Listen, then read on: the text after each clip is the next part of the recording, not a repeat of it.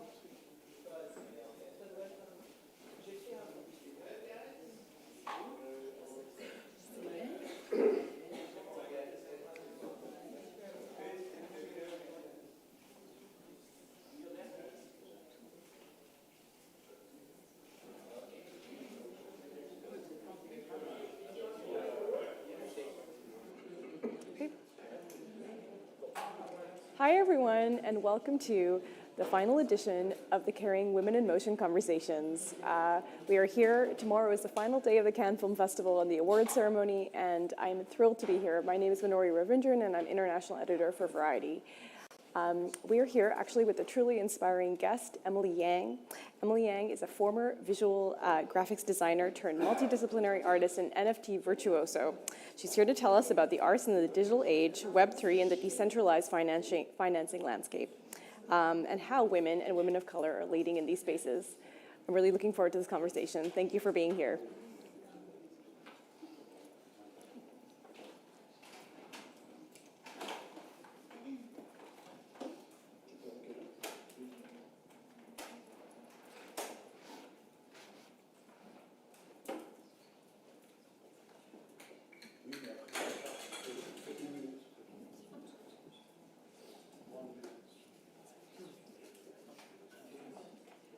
Should I sit down? Okay.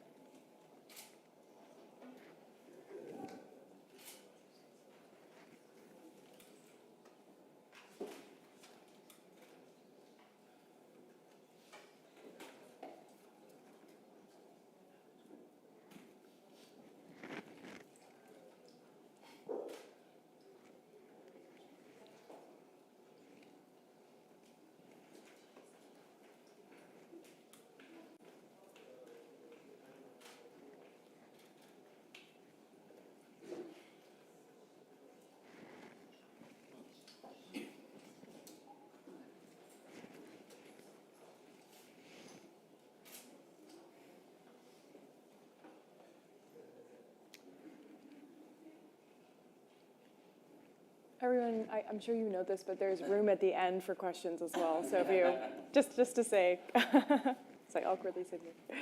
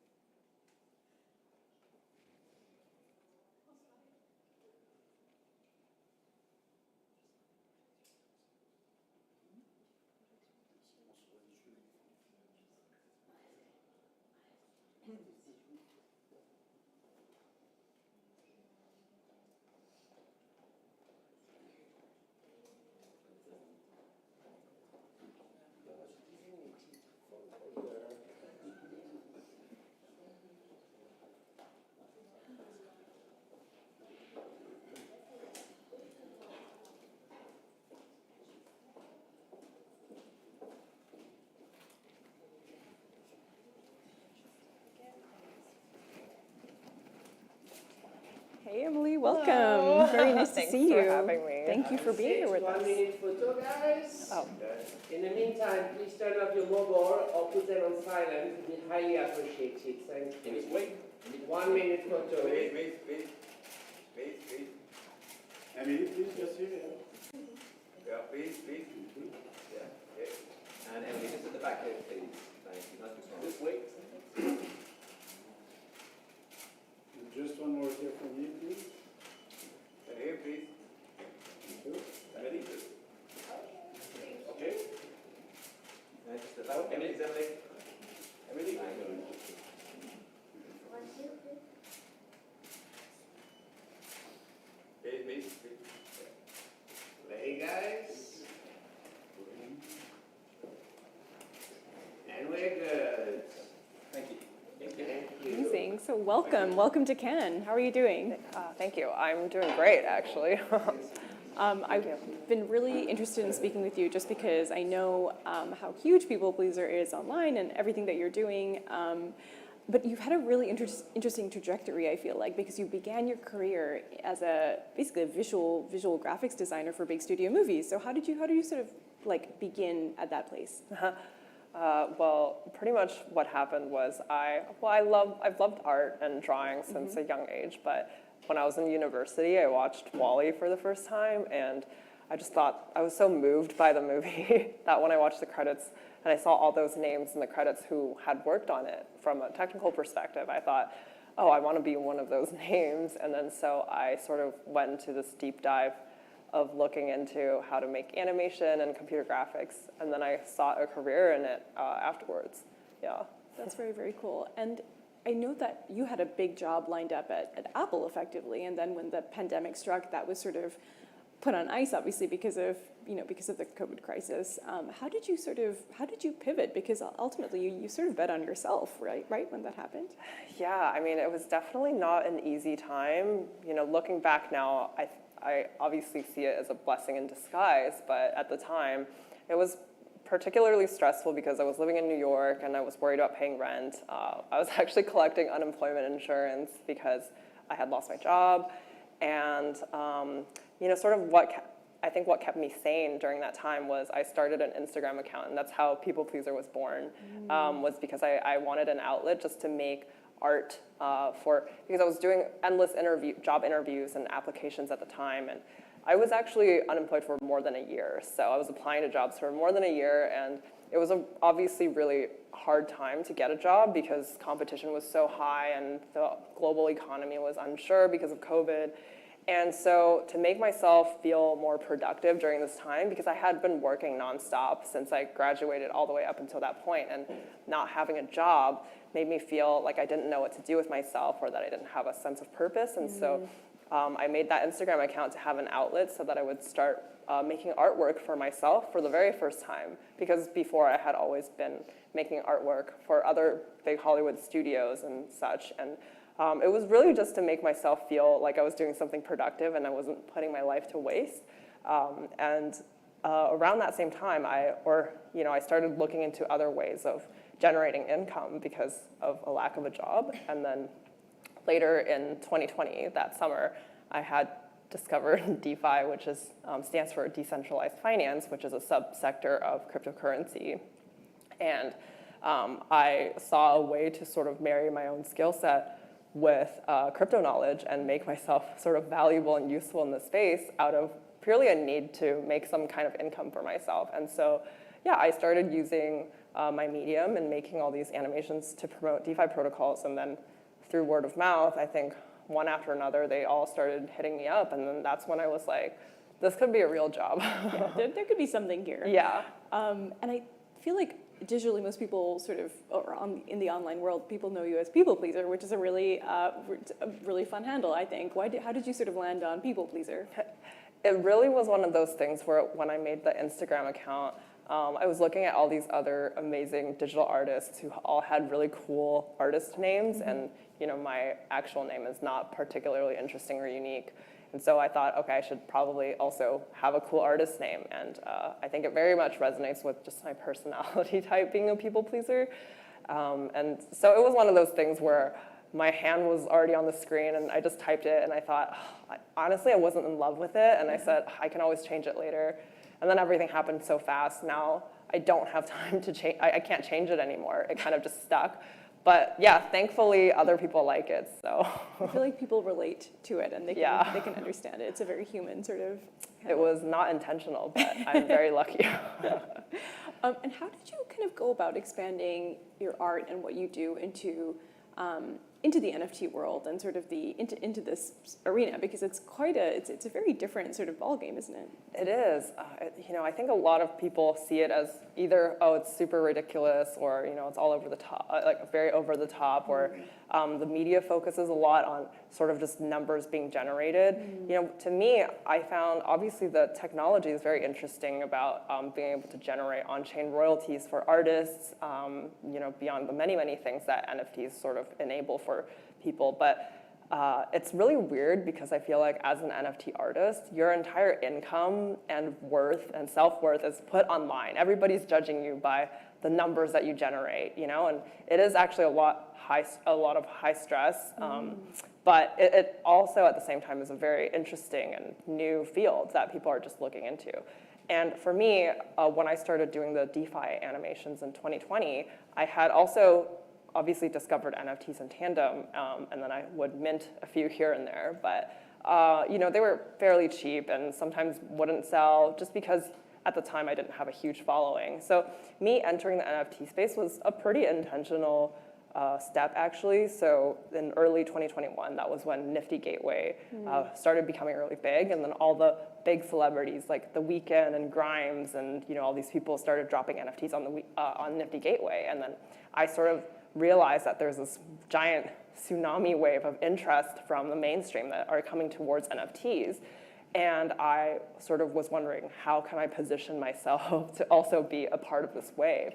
And so that's when sort of I was experimenting around, and then I did the first, I had never done an auction up to that date, and I feel like the interesting thing about auctions is it sort of lets the market decide what the price is. And so this was definitely during the peak sort of interest of NFTs, as well as I recognized that I had this opportunity because from my DeFi career, I had already garnered a community of fans who are crypto native and willing to spend cryptocurrency.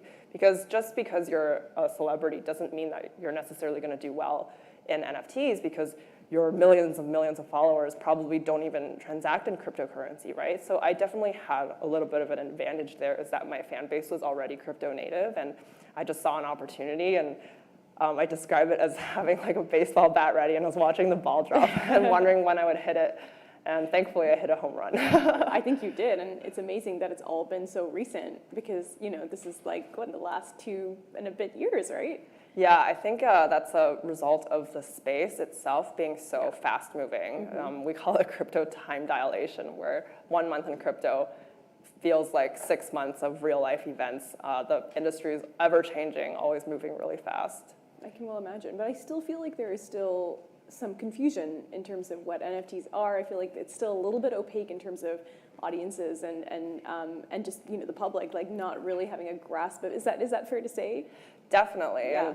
And I think that's sort of, well, I think it means a few things. One is that we're still early, but also I think builders and people, for example, like Silicon Valley, I think probably when Web 2.0 products like Facebook and Instagram first came out, people didn't understand it right away either. And so hopefully, that's part of my job, or what I'm doing here is to help digest it a little bit with the mainstream, and with at least my art or my platform, I also try to make the content a little bit more fun. It's definitely what I was doing with DeFi, is DeFi has a lot of really complex and just not immediately intuitive concepts, and then so I would sort of take those and study the white papers, and then I would come up with really sort of memey and relatable ways using art to kind of regurgitate that back for an audience so that it's they can understand it better. Got it. And just for our audience here as well, like people who might not necessarily have a grasp of it, how would you describe NFTs and Web3 and how it sort of sits within this wider space? So Web3 is pretty much just the whole internet that's being sort of operated and orchestrated and built and owned by the people who are using it and building on it, and orchestrated via tokens. So an NFT is a type of token. Cryptocurrency itself, so Bitcoin, Ethereum, are also they're all tokens, right? That are and then they all use the blockchain to store information. And I think the concept of NFTs, I think this also depends on what generation you're from, but I like to talk about Neopets, if anybody has ever played that before. Yes. It's a pretty straightforward, I think as kids, through Neopets, we understood the concept of digital ownership and Very the true. value of various digital goods. It's the same as any other video game, really. For example, in video games, they might have like Neopets, they have different omelets, right? And then there's certain types of omelets that are more rare and expensive, and then there's like the plain ones that are free or Yeah. very cheap. And NFTs are really sort of the same thing. And if you live quite a nomadic lifestyle like mine right now, moving around so much, you actually realize I don't want so many physical things anymore, and having an NFT really sort of kind of helps that lifestyle as well. So, I think it's a combination of COVID also accelerating this process. During COVID, I spent a lot of time indoors. I didn't really play video games before, but when it was the pandemic, I had nothing to do but to sit at home, and then so that's how I really discovered games on the Nintendo Switch, or sort of VR or metaverse games online, and I realized, there's this whole other digital world that I wasn't even a part of. And hopefully, I hope that we're not going to a future where everyone just stays indoors all the time, but it definitely is something that we can't deny that is coming. More and more, everybody, I think, spends most of their time online or on digital devices these days. And so it's something that we should all at least strive to understand better. Of course. And why has art been sort of leveraged in this way? Because it feels as though this arena is really associated so closely with the art world, which is really interesting and cool. And obviously you've really kind of taken advantage of that. Like how, what's the link there? I think art is just easier for people to understand because it's a very visual medium. So even right now, when you're talking about the concept of a music NFT, I think people feel like they can't execute unless there's an album art that goes with it. And I think it's just because humans are such visual creatures. So if we don't have when you think about a digital file, if there's nothing to look at, it's not a video, then I think it sort of relates with people less. And that's probably why art sort of took off first. But just like the internet, or that we have MP3 files right now, I think as sort of more and more this NFT technology is integrated with our daily lives, people will move away from the art aspect of it and realize that it can be used for many other things, like the obvious one being tickets or documentation, like driver's licenses. I mean, yeah, so. That's really interesting. And what about the gender balance? Obviously, this is the Kering Women in Motion talk, and this is a very, strong platform for this particular conversation. But in terms of the gender balance within the field, and also ethnic diversity, what is your take on how much representation, I suppose, there is right now? I think that the crypto community itself is not a sexist one. You can this is pretty obvious by how many anonymous influencer accounts there are, by people just being represented by a picture of a monkey online or something. They don't know who you are, what your background is, what you look like. It doesn't really matter. It's just what kind of thoughts and ideas you're putting out into the space. And there's definitely a gender disparity though, but I think that's a spillover from the tech industry being more male-oriented, as well as people who are, I guess, more interested in sort of like finance, like traditional finance also is, there's it's basically a convergence of all these industries that I think previously had a large gender imbalance. Right. And so yeah, I mean, my job is to hopefully inspire more women to join the space, and you are seeing this happen more and more. And I think sort of my own success is also a result of people not being genderly discriminating, because I think they just recognized that the work that I was doing was cool and much less about who I am or what I look like. So that in that regard, I feel really lucky, and I hope that my story can inspire other women to join in my footsteps in building in Web3 as well. Of course, of course. What about in the wider art world, would you say? I definitely noticed there's a gender, so, I don't come from a traditionally art background, right? My first sort of exposure to the art space was from entering NFTs, but I definitely noticed that even in traditional art, the top selling artists are typically male. And so I'm not really sure if it's because there's a gender discrimination there. I'm sure, there's some relationship there, but I hope that with everybody digitizing themselves, it will matter less and less who you are or what you look like. Got it. And how have you personally kind of gone about bringing more women into the field? Well, I love doing panels like this that are women focused, and obviously, recently, this is more film related as well, but with I did a partnership with Brute and Cans to create NFTs that help. We're working with Dr. Stacey Smith for the USC Annenberg Inclusion Initiative, and so with the funds that we gathered from selling those NFTs, we are issuing scholarships to aspiring female filmmakers or female film students, and I guess the rest is just preaching the gospel to girls. Very, very cool. And just in general, would you say is enough being done to bring women into? Obviously you are clearly sort of doing your part, but just in the broader landscape, what are some of the initiatives in place, and is it enough? We could definitely use more. We can always use more. We're trying to move away from a societal, systemic impact that has been around for, probably a century at least, right? And so, it's not going to change overnight. But I am seeing way more and more effort being put into sort of educating women or just being more inclusive towards women, which is really inspiring and makes me more optimistic about every space in general. And I think the rest of it is just, I'm seeing so many amazing communities online, even with crypto, where they're making it very girl-friendly and, sort of pulling screenshots from chick flick movies that we like, but then educating, crypto in that way, which I think is really fun and cool. Boys Club is a good example of this. And so, I highly encourage girls to check that out so that it makes it more fun and interesting. Very cool. And this partnership with Brute, and I believe actually that you've been collaborating with them, but then also as you were saying, the USC Annenberg Inclusion Initiative. What are some of the fruits of your labor out of Cannes, would you say?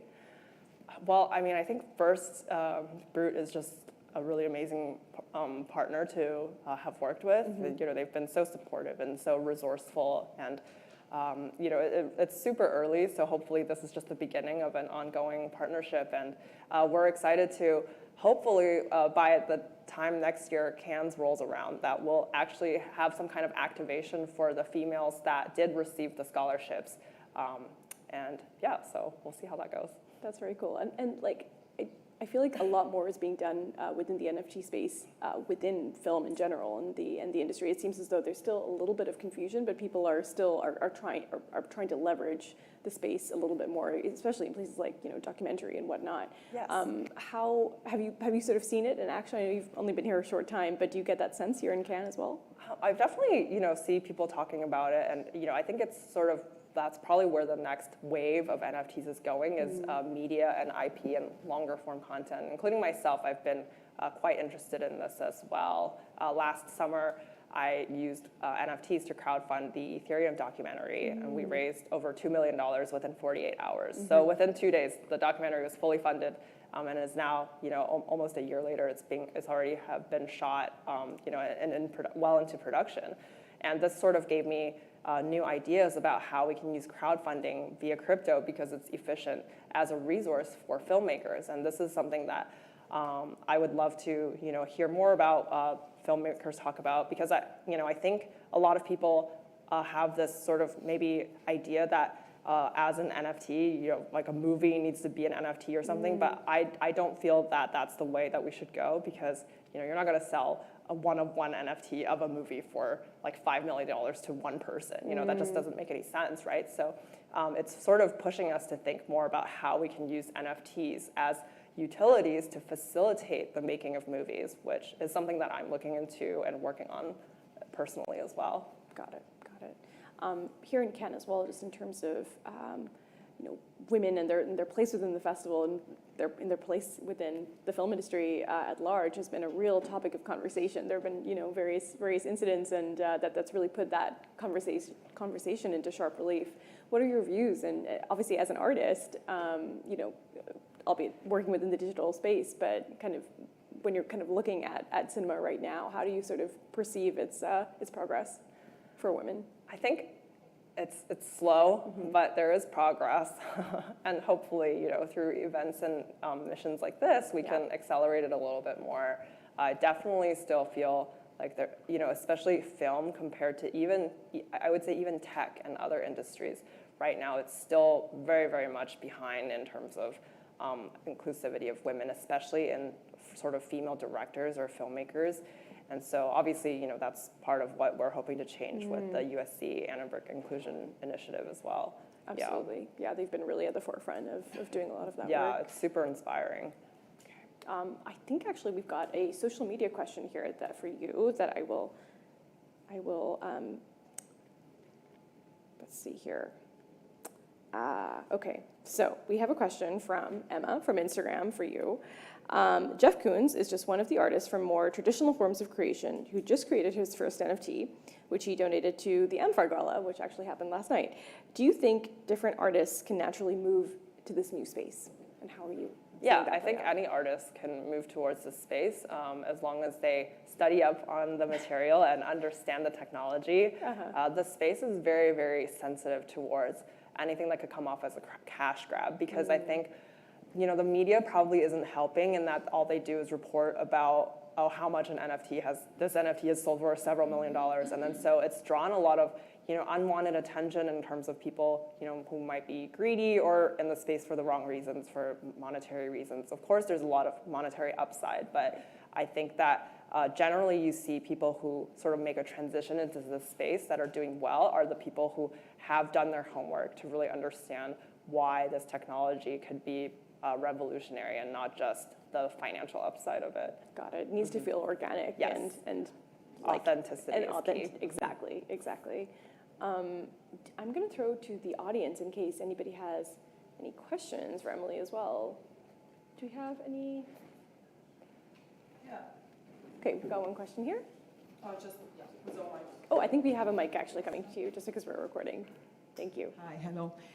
So you just mentioned earlier that this auction, I would like to know who did win the auction, if it's possible to know. You're mentioning the auction you are doing, and how are Charlie Shrem, Tom Melley, and Courtney Warner involved in Define? Sorry, do you mean the auction that is associated with Brut and Cannes, or? Yeah.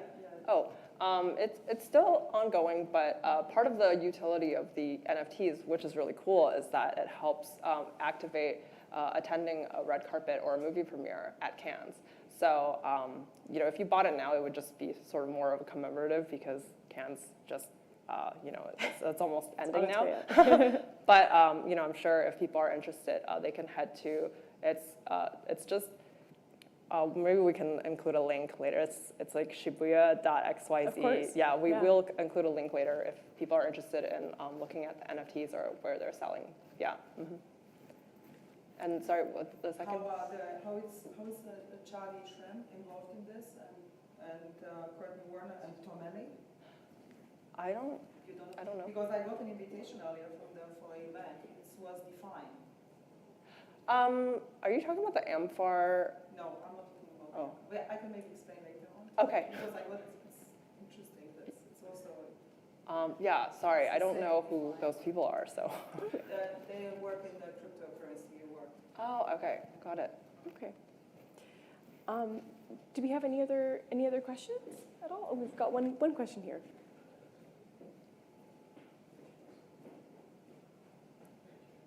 Thank you. Thank you for the conversation. I have a question regarding the gender equity and the discrimination that you talked about. You said that obviously there are not that much discrimination because you're here, obviously, and you're succeeded in that very, very difficult sector of crypto and in the art that you are succeeding in. So the question is regarding more your female touch, because you mentioned also the scholarship.